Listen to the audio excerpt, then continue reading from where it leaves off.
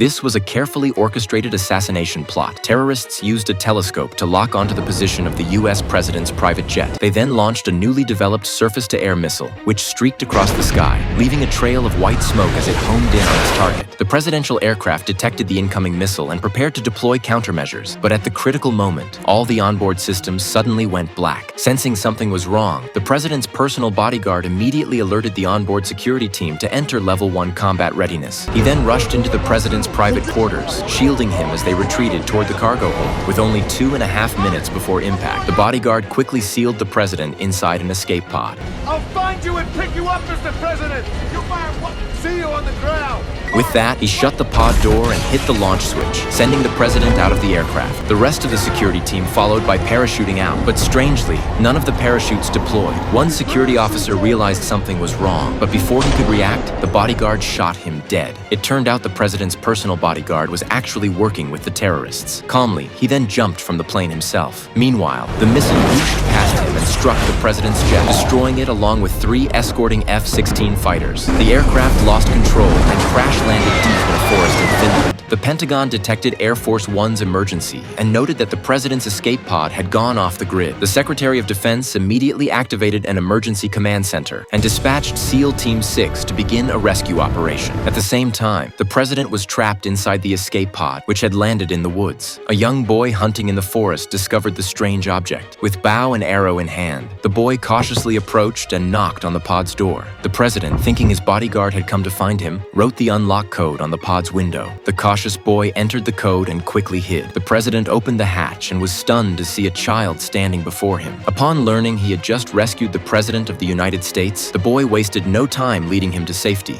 By the time the rogue bodyguard and terrorists arrived, the president had already vanished.